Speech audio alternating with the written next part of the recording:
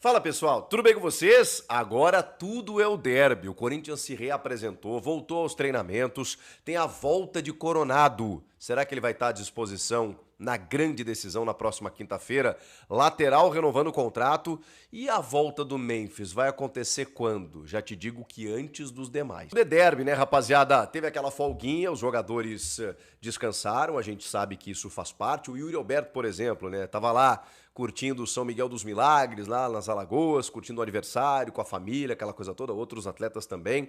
Teve gente que não, né? O Ranielli, por exemplo, abdicou da folga, provavelmente, não sei se sentindo algum déficit aqui ou entendendo que precisava de um algo a mais. Isso é muito legal, né? Mostra um profissionalismo, não quer dizer que todos precisam fazer isso, a gente sabe que a folga também é importante, mas eu acho legal quando o jogador percebe, né? Sente que precisa realmente de um complemento e ele abriu mão da folga para trabalhar nesse período aí no CT, mas todo mundo retornou nessa quinta-feira no centro de treinamentos e terá aí 7 dias ininterruptos até a grande decisão na quinta-feira da semana que vem, no dia 27, na Neoquímica Arena, diante do Palmeiras.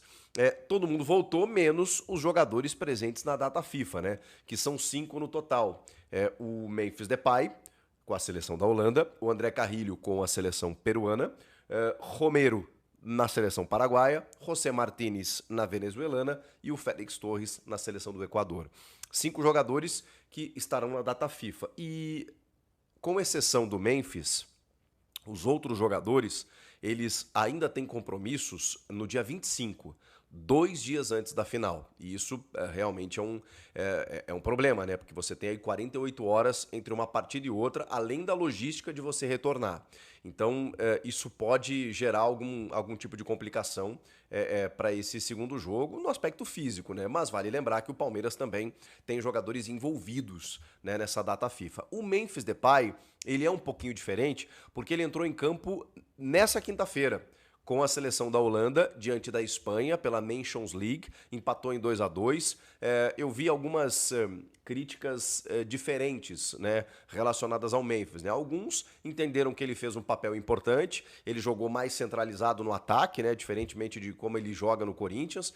A bola chegou pouco em alguns momentos, então eu vi algumas análises ponderadas em relação a isso. Tem um momento no final do primeiro tempo em que ele tem um chute interessante, que o goleiro da Espanha faz uma defesa e que ali foi mais falta de sorte do que qualquer outra coisa, mas que ele acabou fazendo um jogo apagado. O jogo terminou 2-2, ele foi substituído aos 39 minutos do segundo tempo, quando inclusive o Ronald Koeman coloca um zagueiro. E aí depois tem o empate da Holanda, 2-2 e tudo mais. Mas o Memphis é um cara que tem um histórico, né? Ele é o camisa 10 da seleção da Holanda, ele tá buscando ser o artilheiro máximo. Restam aí 4 gols, se não me engano, para ele superar o Van Persie, né? Ou pelo menos empatar com o Van Persie. Então é um cara que, enfim, é muito respeitado na seleção holandesa e tem o jogo da volta. Diferentemente da gente que está jogando, né, eliminatórias sul-americanas, eles estão jogando a UEFA Nations League. E aí, nesse jogo de ida contra a Espanha, foi 2-2 e agora eles atuam no jogo da volta, em solo espanhol, no domingo, dia 23. E depois disso ele já está liberado para voltar. Então o Memphis, provavelmente na segunda-feira, dia 24, 3 dias antes do derby, já estará de volta trabalhando com o restante do grupo, o que acho que representa algo importante, né? Algo importante para um dos principais jogadores do Corinthians. A gente está falando também sobre retornos, sobre preparação e tudo mais, né? E esse elenco vai trabalhar muito durante essa semana inteira. Nessa sexta-feira, por exemplo, tem o trabalho em 2 períodos. Mas a principal notícia veio através da assessoria de imprensa do clube, dando uma atualização sobre o estado de clínico, né, e físico, melhor dizendo, do Igor Coronado. Que já faz parte, já participa da sua transição para o campo.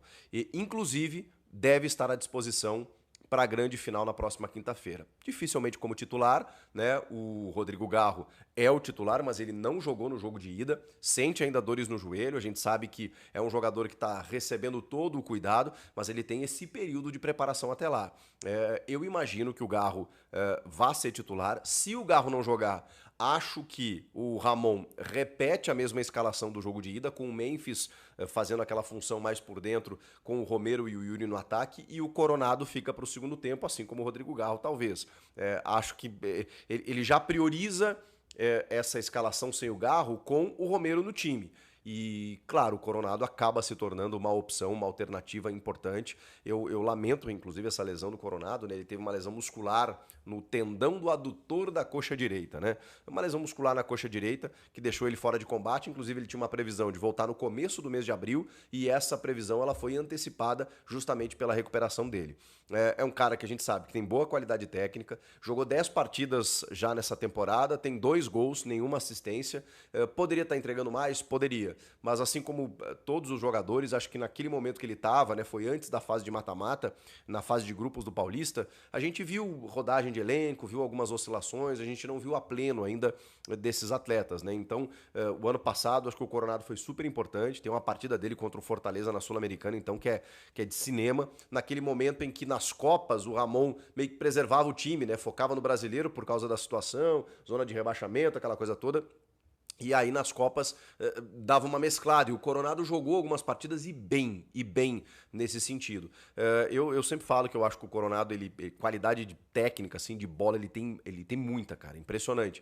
E daqui a pouco, né, nessa inconstância do Garro, que tá sofrendo realmente com essas dores no joelho, e me parece assim que é uma lesão que ele não consegue, não é um caso cirúrgico, né? É uma questão de você tratar, ele tá jogando com algumas infiltrações, então tomara que o Garro tenha tempo para se recuperar e tomara também que o Coronado assuma esse protagonismo na ausência do Garro, ou pelo menos se torne uma opção importante para banco de reservas. No segundo tempo os jogos se alternam, né? Se mudam, eu tenho sentido falta de opções ofensivas, eu sei que tem o Thales Magno, que sempre entra bem, mas assim, já não tem mais uma substituição para o Yuri Alberto, né? O Héctor Hernandes não disse a que veio, o Pedro Raul foi embora, então não tem uma solução, não que o Coronado seja um atacante, mas é bom você ter qualidade no elenco para você mudar uma partida no segundo tempo, especialmente se você tiver uma dificuldade de contar com o Garro. Então eu achei uma ótima notícia esse retorno do Coronado, pelo menos para ficar à disposição, é uma arma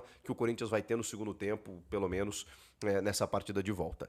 E para a gente fechar esse vídeo, temos que falar da possibilidade de renovação do lateral Matheus Bidu. Me estranha um pouco, porque o Bidu foi já negociado, já foi colocado como moeda de troca muitas vezes. Inclusive no ano passado, ele começa o ano meio que escanteado e vai reconquistando a sua titularidade aos poucos e termina o ano até em alta, termina o ano bem. Esse ano ele de novo volta a ter um espaço, daqui a pouco ele já vai esmorecendo de novo, começa a ter problemas defensivos, vai sendo tirado de lado. O Hugo chegou a ser titular em alguns momentos para o Matheus Bidu ficar na reserva, e aí depois, com a chegada do Angileri, evidentemente que nem o Hugo nem o Matheus Bidu foram mais considerados no time titular, a não ser na Libertadores, né, na pré, onde o Angileri não estava inscrito e o Bidu teve que jogar. E aí a escolha foi pelo Bidu e não pelo Hugo. O Bidu eu acho que pode ser um cara para grupo. Se ele mantiver, ou se ele tivesse aquele nível que ele termina a temporada passada, pô, ele seria um bom reserva, sabe? O problema é que ele começou o ano oscilante de novo. Então eu não sei até que ponto, né, o time estava muito encaixado, o Bidu estava muito bem no final do ano passado, ou se realmente ele apresenta dificuldades. E o que mais me espanta é que a renovação dele seria por mais 3 temporadas. Eu sei que ele é jovem, eu sei que é natural oscilar, mas eu confesso para vocês que quando a gente olha para as laterais do Corinthians, eu acho que é um tema sensível. Eu acho que tem que ter uma análise um pouco mais criteriosa para entender se é solução, se não é, se é alternativa, se é jogador para grupo, se não é. Enfim, vale a pena renovar ou vale buscar outro no mercado? Ele tem contrato até o fim dessa temporada, mas enfim, já está discutindo a renovação com o Corinthians. Você concorda ou não? Salve nação corintiana, tudo jóia? Gente, olha eu aqui de novo, Mineirinho na voz, trazendo para vocês mais um cortezinho do vídeo de um jornalista esportivo, Chico Garcia, trazendo todas as informações do Corinthians. E o principal assunto dessa semana é o derby semana que vem entre Corinthians e Palmeiras na Neoquímica Arena pela final do Paulistão 2025. Mas antes de tratarmos desse assunto, vamos falar um pouquinho do mercadão da bola do Corinthians. Timão, que está aí estudando, está monitorando, está mirando a contratação de um back, de um zagueirão, e o nome dele se chama Patrick do Novo Horizontino. Então é um valor um pouco alto, mas o Corinthians está estudando tempo de contrato, estudando as possibilidades. O Cifute também ajuda no monitoramento do jogador para ver seu histórico, se tem lesão, se não tem. Então o Corinthians está buscando, não é novidade para ninguém, porque Ramon Dias há muito tempo pediu à diretoria do Corinthians, primeiramente no final do ano passado, ele pediu para não desfazer do elenco titular. E o Corinthians não desfez do seu elenco titular. Jogadores que saíram não eram considerados titulares para Ramon Dias. E, sobretudo, que reforçasse o time. Então, o pedido do Ramon Dias foi para um lateral direito, um lateral esquerdo e um zagueiro e 2 atacantes. Só chegou desse pedido o lateral esquerdo, Fabrício Angelelli. Um baita jogador. Em 3 jogos do Corinthians, ele foi extremamente decisivo. Quanto o Mirassol, nas quartas de final do Paulistão, ele cruzou a bola na cabeça do Mendes, fazer Corinthians 2-0, eliminando o Mirassol nas quartas de finais. Quanto o Santos na semifinal, ele deu um passe com açúcar para Rodrigo Gal, fazer 2-1 Corinthians e decidir o jogo. E quanto o Palmeiras, pelo primeiro jogo de ida da final, ele anulou o Estevão pela esquerda, porque é um cara que tem visão de jogo, que é um baita apoiador, é um baita defensor, recompõe bem, passa bem, tem altura, cara, é sensacional. Então a gente tem que colocar esse crédito na conta do Ramon Dias. Se não fosse o Ramon Dias, esse lateral não estaria no Corinthians.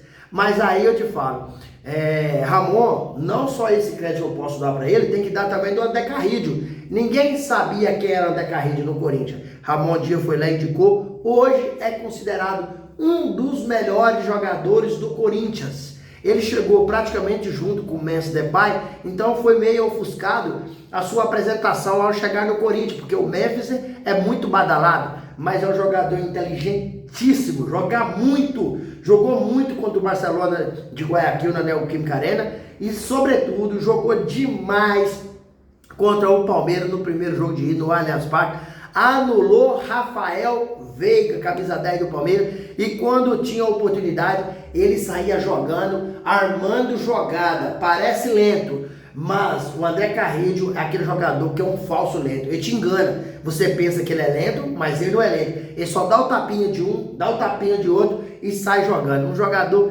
espetacular. Outro jogador que o Corinthians está fazendo aí as tratativas, né? Valor aí de 1,5 milhão, é Fabinho do América Mineiro, outro jogador, porque o Ramon Dias não pediu 2 atacantes velocistas. Fabinho é velocista, joga muito, só que o Atlético Mineiro também está nessa parada, o Atlético Mineiro também quer contar com o jogador. Então o Corinthians, o importante é que o Corinthians está estudando o mercado, não está fechado, está disposto a fazer contratações, porque Fabinho e Augusto Melo, o objetivo é montar um time bom e, sobretudo, um elenco. Porque para você ganhar competições, tanto nacionais quanto internacionais, porque o Corinthians foi eliminado na pré-libertadores de forma vexatória para o Barcelona de Guayaquil, porém, ainda tem uma competição internacional que é a Sul-Americana. Há uma chance do Corinthians conquistar esse título que é inédito, e para isso precisa reforçar. Então, por isso que o Fabinho está de olho no mercado, apesar que a janela já está fechada, que fechou dia 28 de fevereiro, mas qualquer clube do Brasil pode fazer contratações de jogadores que disputaram seus campeonatos estaduais ou que no dia 28 de fevereiro, quando fechou a janela, ele já estava livre no mercado. Por isso que o Corinthians está estudando muitas possibilidades de fazer boas contratações, e eu acredito que o trabalho do Fabinho Soldado mais Augusto Melo, nesse sentido, é muito sólido, é um trabalho muito concretizado, é um trabalho que já está rendendo frutos, e pode ter certeza que renderão outros maravilhosos frutos, porque vai ser aí um ano espetacular. Corinthians que também está buscando o mercado, mas tem outros mercados de olho em jogador do Corinthians, por exemplo, o Roberto, né, com o seu empresário André Cury concedeu uma entrevista para o UOL, que é do Grupo Globo, né, dizendo que tem uma proposta para o Roberto de 186 milhões de reais, tendo em vista que o Timão deve a André Cury 30 milhões. Então com certeza o empresário quer vender o jogador para pegar aí a sua parte da sua dívida aí de 30 milhões de reais. Mas o Yuri Alberto, se eu acredito se ficar no Corinthians um pouco mais, ser campeão paulista e conquistar títulos mais na frente, como uma Sul-Americana ou uma Copa do Brasil, Yuri Alberto pode ter a chance aí de ir para um time maior da Europa. Não que o Nottingham Forest seja time pequeno, né? O West Ham seja time pequeno, mas pode ir para um time bem maior de expressão, um time que conquista mais título, né? Porque vai ser valorizado. Se ganhar o Paulistão, já vai ser valorizado ao extremo. Se ganhar um título aí, por exemplo, como a Sul-Americana, vai ser mais valorizado ainda. E se ele for para a seleção brasileira, mais valorizado ainda. Ele já estava na pré-lista do Dorival Júnior, mas na lista final ele não foi. E aí eu acredito que o Corinthians pode vender o Yuri Alberto aí cerca dos 220 milhões, 40 milhões de euros, mais ou menos. Então o Yuri Alberto tem que ter os pés no chão e o Corinthians saber negociar para não perder dinheiro com esse jogador. Gente, vamos falar do derby. Vamos finalizar o vídeo falando desse derby que acontece dia 27, né, de março agora, quinta-feira que vem. Então o Corinthians voltou aos treinamentos ontem e preparando para esse jogo extremamente decisivo, extremamente importante, porque é importante para o Corinthians e é importante para o Palmeiras, porque o Palmeiras quer continuar a sua hegemonia de chegar a ser tetracampeão paulista. Nos tempos modernos isso não aconteceu ainda. Ia acontecer com o Corinthians em 2020, o Palmeiras foi lá e quebrou a hegemonia do Corinthians. Chegou a hora do Corinthians dar o troco e ser campeão paulista, saindo da fila aí de quase 6 anos sem ganhar nada. E é o maior tempo após 1977. A notícia boa é que Igor Coronado já está fazendo aquela transição. Tem um tempo que ele está machucado, lesionado. Está fazendo aquela transição do departamento médico para o campo. Já está com os jogadores treinando, já está fazendo os preparativos. Então, com certeza, ele vai ficar à disposição para o técnico Ramon Dias, se precisar contar com ele, contra o Palmeiras na final da Neoquímica Arena, pulsando com quase aí 50 mil torcedores empurrando o timão. O Corinthians, acredito eu, que perde esse título só se entrar de salto alto, com oba-oba, com o tal de já ganhou. Somente assim, se entrar sério, taticamente bem postado, com a linha defensiva ajustada e com o ataque funcionando, eu acho quase impossível, porque a notícia boa é que Rodrigo Garro vai voltar contra o Palmeiras. Só não volta se o Ramon Dias